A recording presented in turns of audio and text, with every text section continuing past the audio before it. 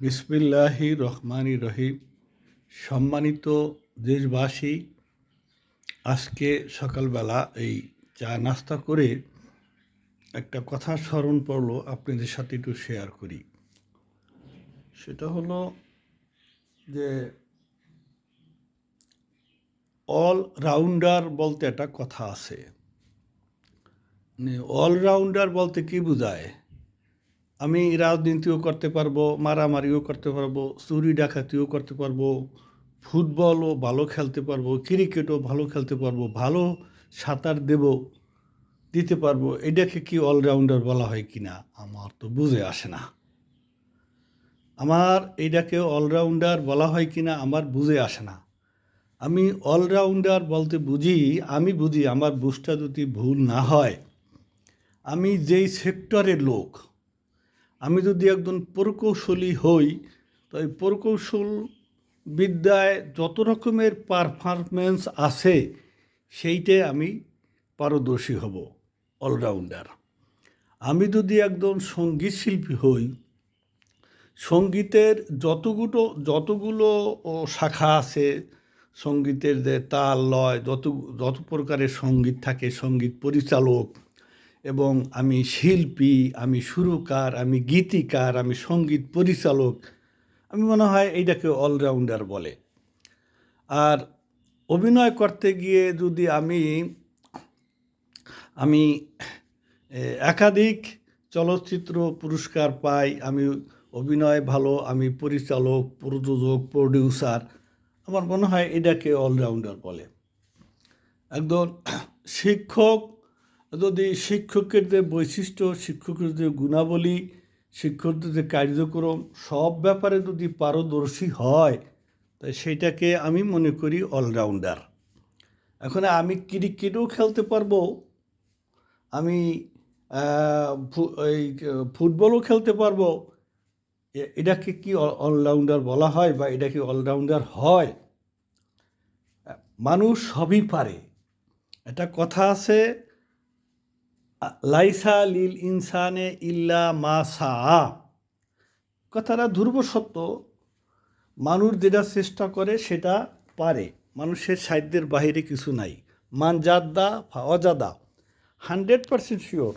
কিন্তু ব্রোদেন দাস যেটা পারবে সেটা তো আমি পারবো না।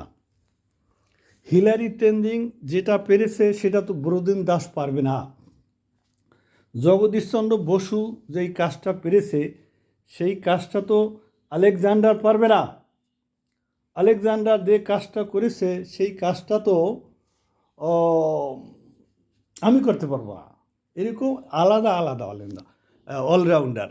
এখন আমি যে কথাটা বলতে চাই, আমাদের দেশে এক শ্রেণীর লোক গায়ক, এক শ্রেণীর লোক নায়ক, একই লোক গায়ক নায়ক, এটা একটু কম হয়। বাংলাদেশের যেরকম তাহসান আছে, তাহসান কি সেরকম নায়ক হয়েছে? না, গায়কের দিক থেকে সে অনেক ভালো।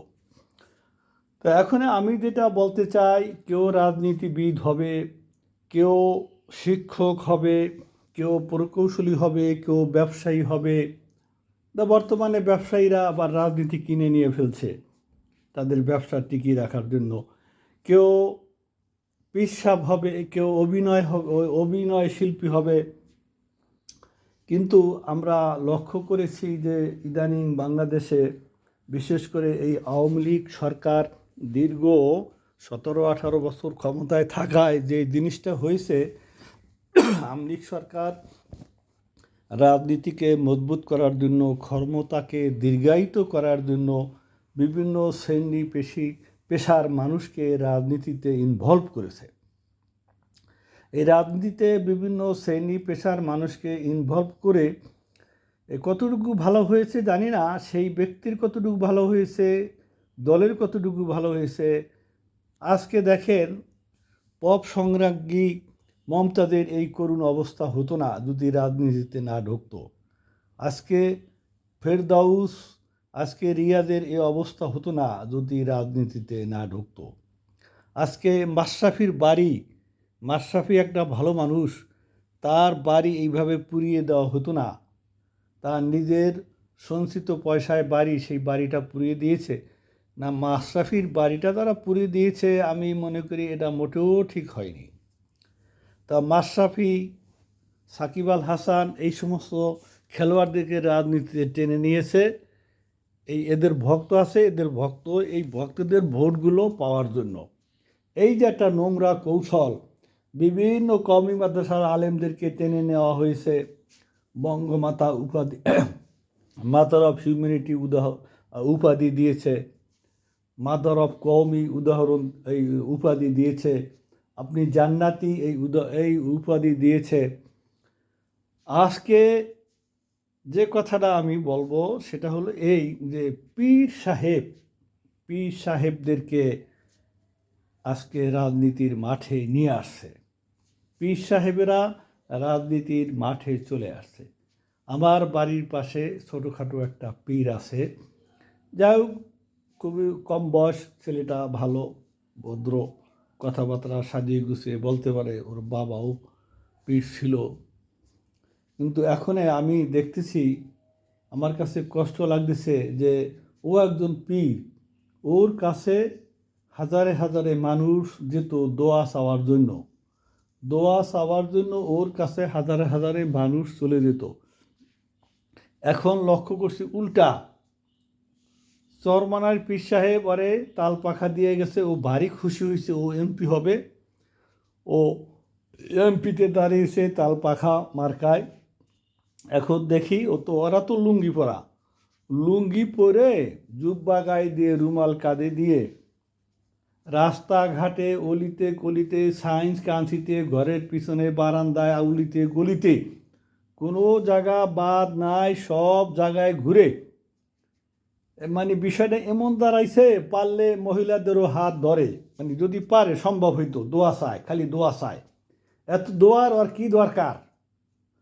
এতদিন ওর কাছে মানুষ দোয়া চাইছে, এখন ও দোয়া চাইতে মানুষের দুয়ারে দুয়ারে, রাস্তাঘাটে, অলিতে গলিতে, ড্রেনের ভিতরে মুসি কাজ করে, তারও হাত ধরিয়া দোয়া চায়।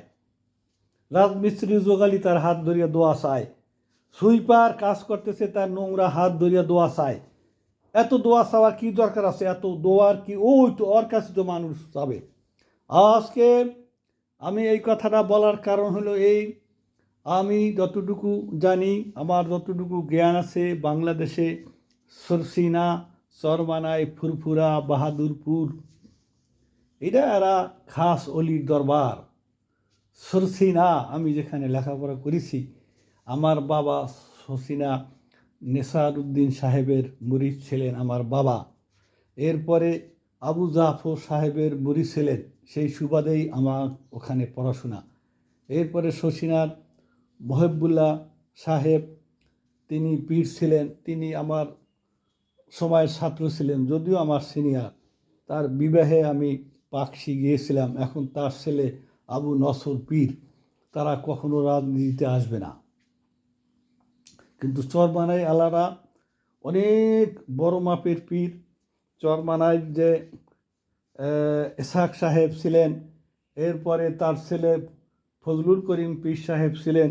এই ফজলুল করিমের পরে ফজলুল করিমের সৎ ভাই ফেরদাউস পীর হতে পারে নাই। এই ফজলুল করিমের 7-8টা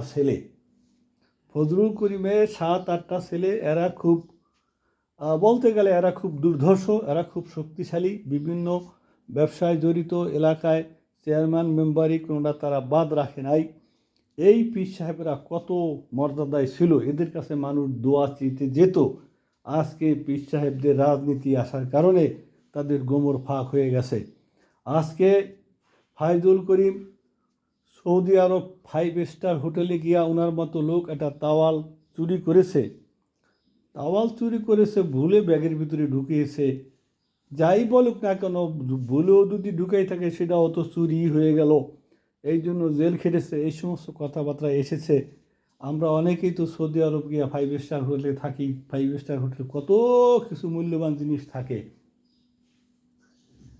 বেরাসটা পর্যন্ত কি আমরা ব্যবহার করে ফেলাই আসি, সাবানটা ব্যবহার করে ফেলাই আসি। আজকে সে জেল খেটেছে, জরিমানা দিয়েছে, এই সমস্ত কথাবার্তাগুলো উঠে আসছে। সিটি কর্পোরেশন নির্বাচন করেছে ফায়জুল করিম বরিশালে, সেখানে আমরা স্পষ্টত দেখেছি একটা মেয়ের গলায় যে ব্যাস ফিতা ধরে টান দিয়েছে, অমনি ঘুষি দিয়ে তার দাঁত ফাটাই ফেলেছে, দাঁত দিয়া, মুখ দিয়া, নাক দিয়া রক্ত পড়ছে। এই দৃশ্যগুলি কি দেখা যায়? হ্যাঁ, একটা কথা বলেছিল উনি, সেই কথাটা আবার ফলেছে। এই ফয়জুল করিম সাহেব বলেছিল যে এই জালেম সরকারের পতন না দেখে যেন আল্লাহ আমারে কবরে না নেয়। হ্যাঁ, এই কথাটা আবার ফলছে। ঠিক অল্প দিনের ভিতরে এই জালেম সরকারের আবার পতন হয়েছে। তো এইটাতে পতন হয়েছে, পলায়ন করেছে। এটা আবার কেউ কয় পলায়ন করে নাই, চলে গেছে। যে চলেই বা যাবে কেন? পলায়ন করে তো রাতের অন্ধকারে, চলে যায় কেন? যাই হোক, এইটা নিয়ে আমি বিতর্কে যাচ্ছি না। আমার মূল কথা হলো এই, আজকে রেজাউল করিম পীর সাহেব, আমি মনে করি রেজাউল করিম সাহেব অনেক ভালো মানুষ, ভদ্র মানুষ। আজকে রেজাউল করিম দাওরা পাস করে নাই, সব ফেল করছে, এই জাতীয় কথাবার্তা চলে আসছে। তো ওনার বড় ভাই মোসাদ্দেক বিল্লাহ, সে মোসাদ্দেক বিল্লাহ আমার সাথে লেখাপড়া করেছে। ওনার সৎ ভাই তো তাদেরকে দূরে দূরে সরাই রাখছে। ফেরদাউস ওনার চাচা, তাদেরকে সরাই রাখছে। ওনাদের পেশি শক্তির কারণে ওনারা পীর মুরিদি ধরে রাখছে।